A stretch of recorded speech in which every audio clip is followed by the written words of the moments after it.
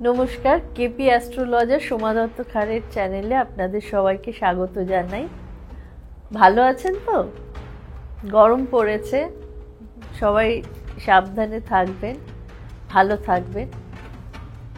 তো আজকে এই সাবধানে থাকবেন বলতে গিয়ে মনে পড়ে গেল একটা কথা, যে ব্ল্যাক ম্যাজিক নিয়ে অনেক দিন হলো প্রোগ্রাম করিনি। আজকে সেই ব্ল্যাক ম্যাজিক থেকে সাবধানে থাকবেন বলার জন্যেই প্রোগ্রামটা করা। এই ধরনের ব্ল্যাক ম্যাজিক কারা করে থাকে আমাকে অনেকেই প্রশ্ন করেন, যে যারা আমাদের থেকে আমাদের হিংসে করে তারাই করে থাকে কি? সব সময় কিন্তু যারাই হিংসে করবে তারাই ব্ল্যাক ম্যাজিক করবে এরম নয়। ব্ল্যাক ম্যাজিক করতে গেলে কিন্তু আপনার সম্বন্ধে খুব ভালো করে জানে, যে আপনার পার্সোনাল লাইফ সম্বন্ধে জানে, আপনার বাড়ি ঘর দোর জানে, আপনার বাড়ির মেম্বারদের ভালো করে চেনে, এরকম লোকই আপনার উপর ব্ল্যাক ম্যাজিক করতে পারে। বাইরের লোক যারা, তারা হয়তো আপনাকে হিংসে করতে পারে, আপনার অন্যরকম ক্ষতি করতে পারে, কিন্তু সচরাচর তারা ব্ল্যাক ম্যাজিক করে না। ব্ল্যাক ম্যাজিক কারা করে? যারা আপনার জ্ঞাতি আত্মীয়, মানে যাদের আক্রোশ বেশি আপনার উপর, আপনার ক্ষতি করলে যাদের পার্সোনাল প্রফিট হবে, তারাই আপনার উপর ব্ল্যাক ম্যাজিক করতে পারে। সঙ্গে থাকুন, আরো বিস্তারিতভাবে আলোচনা করব।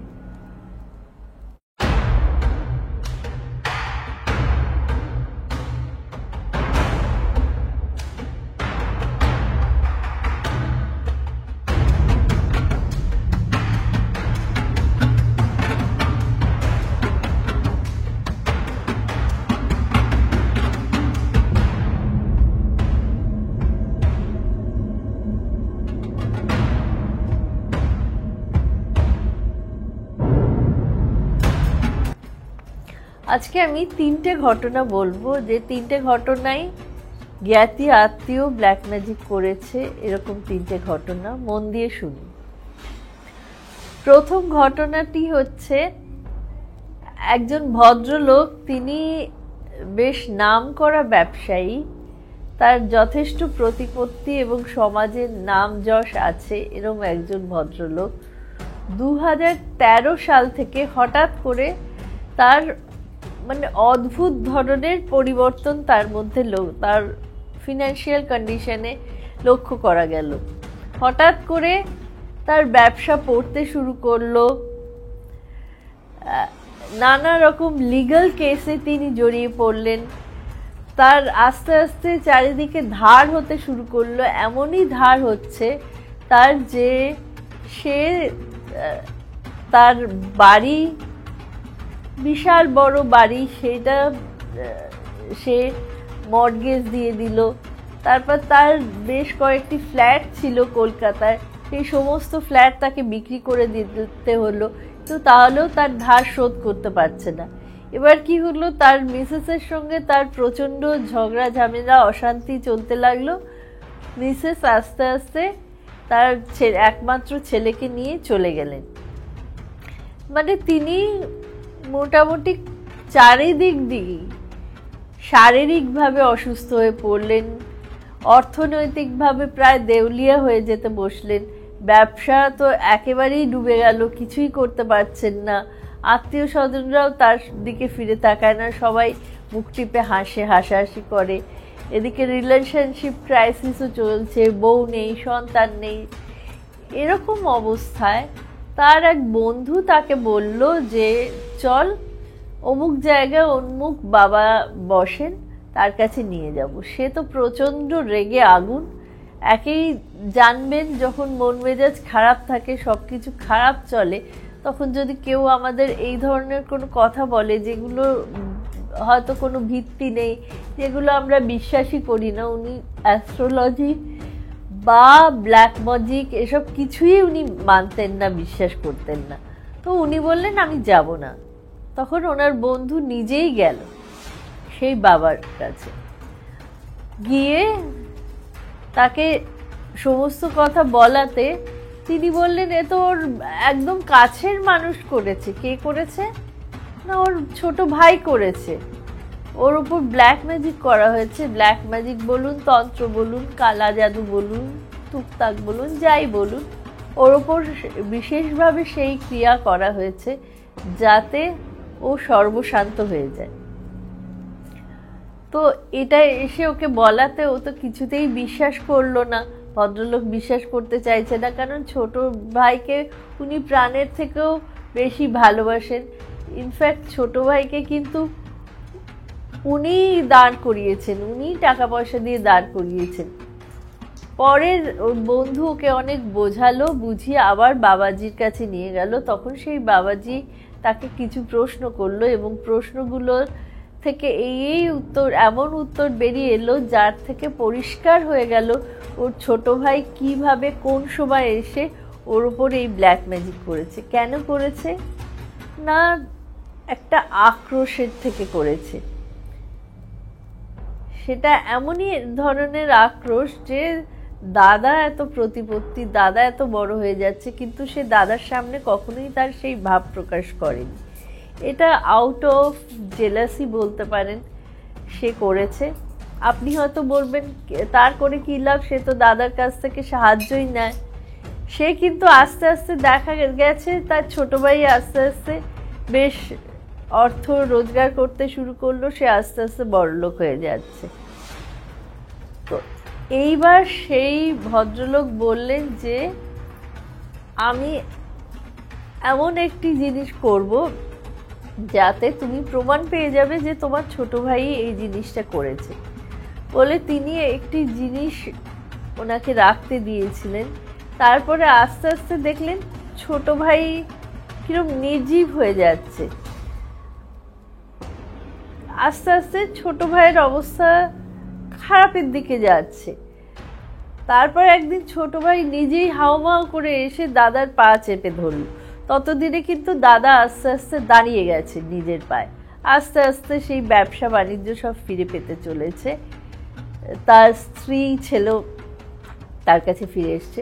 ছোট ভাই এবার নিজে এসে হাউমাউ করে তার দাদার পা চেপে ধরলো, বলল, দাদা আমার অনেক অন্যায় হয়ে গেছে, আমি তোমার অনেক বড় ক্ষতি করেছি, তুমি আমাকে বাঁচাও। আজ আমি বুঝতে পেরেছি আমার কেন এরকম অবস্থা হচ্ছে। বলে যাই হোক মিটমাট হয়ে গেল। এইভাবে ছোট ভাইও বাঁচলো, দাদাও ভালোভাবে জীবন নির্ধারণ আজকের দিনে করছেন সেই ভদ্রলোক। দ্বিতীয় ঘটনাটি বলবো, সেটি প্রপার্টি জনিত ঘটনা। এই ঘটনাটি হচ্ছে বড় ভাই এবং ছোট ভাই, দুই ভাই থাকতো। এখানেও দুই ভাইয়েরই গল্প।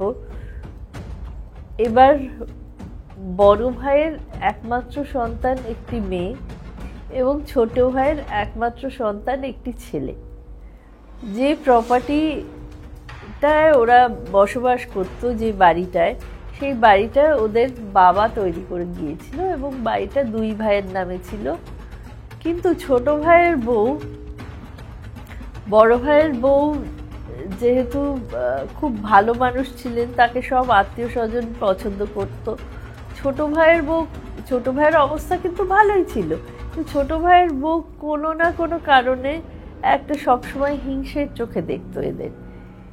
এবার সে নিজে কিন্তু তন্ত্র সাধনা করতে শুরু করলো এবং শুরু করে এই বড় ভাইয়ের মেয়ের যখন বিয়ে হলো, সেই বিয়ের সময় তিনি এমন কিছু ক্রিয়া করলেন তার বিয়ের গায়ে হলুদের সময়, যেটা করে তিনি ওই মেয়ের ওপর ব্ল্যাক ম্যাজিক করলেন। এবং সেই মেয়েটির বিয়ের পর যখন বাড়িতে এসছে, তখন সে এক বাটি ছোলার ডাল তাকে খেতে দিল।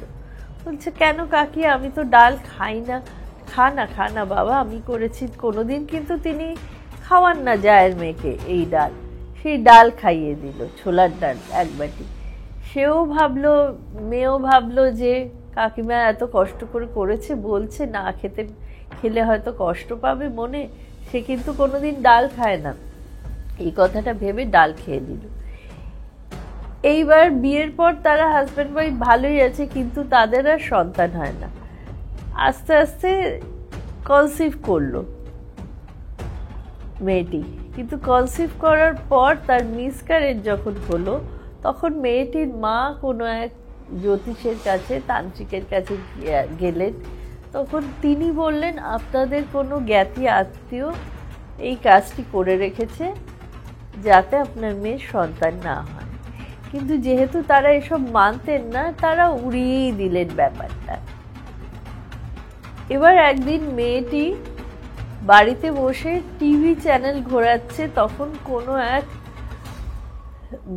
মা, যাকে সবাই দিদি বলে ডাকে, তার কথা জানতে পারলো সে নাকি অন্তর্যামী, সে সব কিছু ঠিক করে দেয়, সব কিছু বলতে পারে।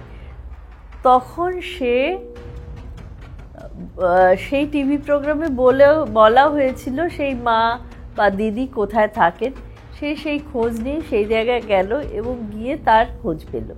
তাকে গিয়ে যখন সেই দিদিকে সমস্ত কথা জানালো, তখন সেই মেয়েটিকে দেখে সেই দিদি বললেন, তোমার মাতৃসম কোনো মহিলা তোমার ক্ষতি করেছে, যে তোমার খুব কাছের লোক, তোমার জ্ঞাতি আত্মীয়। কে করেছে বললো, তুমি ফটো নিয়ে এসো, কিছু ফটো, সেই ফটো দেখলেই বলতে পারবো আমি। এবার তার মাতৃসম যা যা ছিল, এবং সে পরীক্ষা করার জন্য নিজের মারও ফটো নিয়ে গিয়েছিল। মা, মাসি, মাইমা, কাকিমা, পিসিমা সবার ফটোই নিয়ে গিয়েছিল। এবার সমস্ত ফটো দেখে, তার কাকিমার ফটো দেখে সেই দিদি পয়েন্ট আউট করলেন যে ইনি তোমার ক্ষতি করেছেন, এবং তোমার বিয়ের দিন থেকে ক্ষতি করে আসছেন। তোমার গায়ে যে হলুদ মাখানো হয়েছে, সেই হলুদের মধ্যেও উনি কিছু মিশিয়ে দিয়েছিলেন, এবং তোমাকে কি কিছু খাইয়েছিলেন। তখন সে ছোলার ডালের কথা বলল। তারপর বললেন, ভেবে দেখো তো ডালটা কবে খেয়েছো মা। তখন বলল, হ্যাঁ, আমি কনসিভ করার পরেই উনি খাইয়েছিলেন। তাহলে বুঝতে পারছো, এবার উনি এইভাবেই কিন্তু তোমার সন্তান নষ্ট করেছেন, এবং সেই সন্তান হওয়ার সম্ভাবনাটাও উনি সম্পূর্ণভাবে নষ্ট করেছেন। উনি এক্সাম্পল দিয়ে বললেন যে একটা তালায় যদি চাবি দিয়ে আমরা সেই চাবিটা জলে ছুঁড়ে ফেলে দিই, আর সেই তালাটা এমনই তালা যে ওই চাবি ছাড়া আর কোনো চাবিতেই তালা খুলবে না, লোক ডেকেও তুমি কোনোভাবে তালাটা খুলতে পারবে না। তাহলে তুমি যদি জলের মধ্যে ডুবে সেই চাবি খুঁজে আনতে পারো নদীর জলে, তবেই সেই তালাটা খুলবে। তো এটাও সেরকমই হয়েছে, তোমার সঙ্গে এমন করা হয়েছে যে তোমার কোনোদিনই কিন্তু সন্তান হবে না। হাজার চেষ্টা করলেও, যতই তুমি পূজা আর্চা করো, যা কিছু করো, কারণ তারা অনেক ডাক্তার দেখিয়ে পরীক্ষা নিরীক্ষাও করেছিল, তাদের কোনো প্রবলেম ছিল না স্বামী স্ত্রীর। তখন বললেন যে এই তো গেল দ্বিতীয় ঘটনা। এবার এই কাকিমা কেন করেছিলেন, কারণ তিনি ভেবেছিলেন যে বাড়িটা যেহেতু অর্ধেক প্রপার্টি রয়েছে, তো তিনি তার লোভী ছিলেন বলতে হবে। তিনি ভেবেছিলেন যে এই মেয়েটিকে যদি কাবু করা যায়, তার যদি সন্তান না হয়, তাহলে পুরো বাড়িটাই আমি পাবো। কিন্তু সেটা কি কখনো হয়? তার সন্তান হোক না হোক, বাড়িটা তো সে অ্যানসেস্ট্রাল প্রপার্টি, সে তো পাবেই। তার সেই ধারণা তার ভদ্রমহিলার ছিল না। কিন্তু এখন কি হয়েছে, ভদ্রমহিলার এমন অবস্থা, মানে খুবই শোচনীয় অবস্থা। সেই কাকিমার কথা বলছি, যে তার একমাত্র সন্তান একটি ছেলে, সে মার দিকে ফিরেও তাকায় না, মাকে দেখেও না। সে মানে খুবই অসুস্থ হয়ে, কুঁজো হয়ে, হাঁটাচলাও করতে পারে না ঠিক মতো। ওই কাজের লোক কোনো রকমে এসে রান্না করে যায়, ঘর পরিষ্কার করে যায়, সেইভাবেই সে থাকে। কোনো আত্মীয় স্বজনও তার সঙ্গে মেশে না, ছেলে তো মেশেই না। তো এই ধরনের কাজ যারা করে, তারা হয়তো কোনোভাবে সাকসেসফুল হয়ে যায়। প্রথম ঘটনাটাও বললাম, সেকেন্ডটাও বললাম, একই কথা, কিন্তু তাদের পরবর্তী জীবন কিন্তু দুর্বিষহ হয়ে যায়। এবার থার্ড ঘটনায় আসি। থার্ড ঘটনাটা হচ্ছে, একটি ছেলে এবং মেয়ে একে অপরকে ভালোবাসতো, মেয়েটি খ্রিস্টান মেয়ে ছিল এবং ছেলেটি হিন্দু এবং সৎ ব্রাহ্মণ পরিবারের ছেলে ছিল। তার বিধবা মার সঙ্গে থাকতো। এইবার তার মা কিছুতেই এই খ্রিস্টান মেয়ের সঙ্গে ছেলের বিয়ে দেবেন না, কিন্তু ছেলে জোর জার করেই মাকে রাজি করেই বিয়ে করলো। এরপরে তাদের হাজব্যান্ড ওয়াইফের সুখের সংসার। মা দেশের বাড়িতে থাকে। মা এবার চিঠি লিখলো, আমার বয়স হচ্ছে, আমি এখানে একা থাকতে পারছি না, খোকা তোর কাছে আমি যাব। খোকা তো তাকে শহরে নিয়ে এলো জামশেদপুরে। মা ছেলে বউয়ের সঙ্গে থাকলো, কিন্তু প্রায়ই বৌমার সঙ্গে ঝগড়া হতো। বৌমা আস্তে আস্তে দেখতে লাগলো যে তার হাজব্যান্ড ক্রমশই তার থেকে দূরে সরে যাচ্ছে। কিছু না কিছু ছোটোখাটো ব্যাপার নিয়ে হাজব্যান্ডের সঙ্গে ঝগড়া হচ্ছে। সব সময় অফিস থেকে এলেই হাজব্যান্ড মার যে ঘরে থাকে সেই ঘরে চলে যায়, বউয়ের সঙ্গে ঠিক করে কথাও বলে না। এবার শেষকালে বলল সে, না তুমি আবার কোনো রান্না করবে না, আমার সব রান্না মা করে দেবে। মাই রান্না করে, মাই খাওয়ায়। আস্তে আস্তে ছেলেটি অ্যালুফ হতে থাকলো তার বউয়ের থেকে। শেষমেশ সে বলল সে চাকরি নিয়ে দূরে কোথায় চলে যাচ্ছে। মেয়েটি যেহেতু গভর্নমেন্ট সার্ভিস করতো, সে চেঞ্জ করতে পারবে না তার চাকরি। বলল আমি মাকে নিয়ে চলে যাচ্ছি দিল্লিতে। এইবার এই মেয়েটি এসছিল আমার কাছে জানতে যে কি হচ্ছে বলুন তো, এটা এই করছে আমাকে এইভাবে কেন, কি হচ্ছে আমি ঠিক বুঝতে পারছি না। এটা কিন্তু শাশুড়ি মা আসার পর থেকেই এই জিনিসটা হয়েছে, আমার সঙ্গে রিলেশন খারাপ হয়ে যাচ্ছে। এবং তাকে নানা রকম প্রশ্ন করার পর আমি জিজ্ঞেস করলাম যে এটা কি ওটা কি, সবই জিজ্ঞেস করে যাচ্ছে। না ভালো, শাশুড়ি পুজো আচ্ছা করে, বাড়িতে অনেকবার সত্যনারায়ণ পুজো হয়েছে, আমার সিন্নি দিয়েছে, সিন্নি খাইয়েছে, এইটা করেছে। তা বলতে বলতে একটা কথায় তার বেরিয়ে গেল, বলল এই জায়গায় একটা তাকে তাগা পরিয়েছে। দেখি কি তাগা। সেই তাগাটা আমি দেখলাম, এখানে একটা অষ্টধাতুর অদ্ভুত ধরনের তাগা, যেটার মুখটা সাপের মতো। সেই তাগা তার শাশুড়ি পরিয়ে রেখেছে এবং বলেছে যে এইটা কিন্তু আমাদের ফ্যামিলির জিনিস, তুমি কোনোদিনই জীবনে কখনো খুলবে না। আমি বললাম এটা কি তোমার বিয়ের পরেই পরিয়েছেন? বলল না, শাশুড়ি যখন এসছে আমার কাছে থাকে তখন পরিয়ে দিয়েছে। তো আমি বললাম এই তাগাটা তুমি খুলে রাখো তো। ও বলল যে কিন্তু আমি যদি এটা খুলে রাখি শাশুড়ি তো এটা দেখে আমাকে বলবে, আমাকে তো বারণ করেছে কখনোই তুমি এই তাগাটা খুলবে না, তাহলে কি করা যায়? তখন তাকে কিছু জ্যোতিষ উপায়ে পূজা আর্চা করে কিছু রেমেডিয়াল মেজার দেওয়া হলো, যাতে তার হাজব্যান্ড আস্তে আস্তে তার দিকে ফিরে আসে। এবং সেটাই হলো, তার হাজব্যান্ড কিন্তু আস্তে আস্তে কিরম মোহভঙ্গের মতো হয়ে ডিসিশন চেঞ্জ করে নিল। বলল যে না আমি আর ওখানে যাব না, আমি এখানেই থাকবো, তুমি তো চাকরি ছেড়ে যেতে পারবে না, আমার ডিসিশনটা বোধহয় ঠিক হচ্ছে না। সেটা খুব অদ্ভুতভাবে যেদিন হাজব্যান্ডের যাওয়ার কথা তার দুদিন আগে হাজব্যান্ড ডিসিশন চেঞ্জ করলেন এবং এই চাকরিটায়ও রেজিগনেশন লেটার দিয়ে দিয়েছিলেন। তারপরে গিয়ে তার বসকে আবার বলায়, কারণ তাকে সবাই খুব ভালোবাসতো অফিসে, বস খুব খুশি হয়ে বললেন না না আমি তোমার রেজিগনেশন লেটার এখনও অ্যাকসেপ্ট করিনি, আমি তো তোমাকে বলেছিলাম তুমি ভেবে চিনতে দেখো। তারপরে তার হাজব্যান্ড আস্তে আস্তে চেঞ্জ হয়ে গেল। এখন আর বউয়ের সঙ্গে অশান্তি হয় না, তাদের সুখী দাম্পত্য জীবন, তাদের একটি সন্তানও হয়েছে। এবং এই শাশুড়ি কিন্তু, সেটাও খুবই দুঃখের বিষয়, শাশুড়িকে তার দেশের বাড়ি রেখে এলেন, কারণ হাজব্যান্ডেরও মনে হয়েছিল তার মা আসার পর থেকেই তাদের মধ্যে অশান্তি হচ্ছে। এবং এই শাশুড়ি এখন সেই দেশের বাড়িতেই থাকেন এবং তিনি একাকিত্বর জীবন ধারণ করছেন।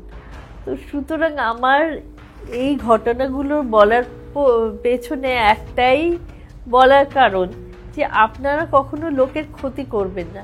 লোকের ক্ষতি করলে কিন্তু জানবেন হয়তো সাময়িক কালের জন্য আপনি খুব আনন্দিত হলেন যে আমি এর ক্ষতি করেছি, সেই আনন্দে আত্মহারা হবেন না, কারণ জানবেন সেই তীরটা কিন্তু বুমেরাং হয়ে আপনার দিকেই ফিরে আসবে এবং আপনার ওপর সেটা কিন্তু 10 গুণ খারাপ এফেক্ট হয়ে ফিরে আসবে, সেটা আপনি সামলাতেও পারবেন না। এই ধরনের আচরণ করবেন না, এগুলো খুব নোংরা নিন্দনীয় আচরণ। এই যে লোকে বান মারে, বশীকরণ করে, লোকের ক্ষতি করে, এরকমও ঘটনা আছে একজনের সন্তানকে মেরেই ফেললো বান মেরে। এই ধরনের আচরণগুলো খুবই নিন্দনীয় আচরণ। এগুলো লোকে হয় নিজে তন্ত্র শিখে করে, না হলে তান্ত্রিকদের দিয়ে করায়, অনেক টাকা পয়সা খরচ করে করে, কিন্তু তারা ভেবে দেখে না যে আমাদের কি হতে পারে ভবিষ্যতে। এই যে আমি কালা জাদু নিয়ে প্রোগ্রামগুলো করি, এইগুলো আপনাদের সচেতন করার জন্য করি, আপনাদের ভয় পাওয়ানোর জন্য করি না। আপনারা নিশ্চয়ই সেটা এতদিনে বুঝে গেছেন। আর আমি সবসময় বলি পজিটিভ ভাববেন। আপনি হয়তো বলবেন পজিটিভ ভাববেন বলে আপনি কালা জাদুর কথা বললেন কেন? কালা জাদুর কথা বললাম আপনাকে সচেতন করার জন্য, আপনি যাতে সজাগ থাকেন, চোখ কান খুলে চলেন সমাজে। পজিটিভ যদি ভাবেন তাহলে কিন্তু এর পজিটিভ রেজাল্টও আপনি পাবেন। হয়তো সাময়িক কালের জন্য আপনার দশাকাল খারাপ থাকায়ও কিছুটা এফেক্ট করে, সাময়িক কালের জন্য হয়তো আপনার বিপদ ঘনিয়ে এলো, আস্তে আস্তে আপনি সেখান থেকে বেরিয়ে যাবেন। ঈশ্বরে অগাধ বিশ্বাস রাখবেন, ঈশ্বর ঠিকই আপনাকে পার করে দেবে এই অন্ধকার দিনগুলোর থেকে। ভালো থাকবেন। আমার চ্যানেলটি যারা সাবস্ক্রাইব করেননি এখনও, তারা সাবস্ক্রাইব করবেন। প্রোগ্রাম ভালো লাগলে লাইক করবেন, শেয়ার করবেন, কমেন্ট করতে ভুলবেন না। ডান দিকে যে বেল আইকন যাচ্ছে, বেল আইকনে ক্লিক করলে আপনারা রেগুলার প্রোগ্রামের নোটিফিকেশন পাবেন। উপরে সাদা অ্যারো দিয়ে আগের দিনের প্রোগ্রামটা দেখানো হয়েছে, যারা মিস করেছেন তারা আগের দিনের প্রোগ্রামটা দেখে নেবেন। নমস্কার।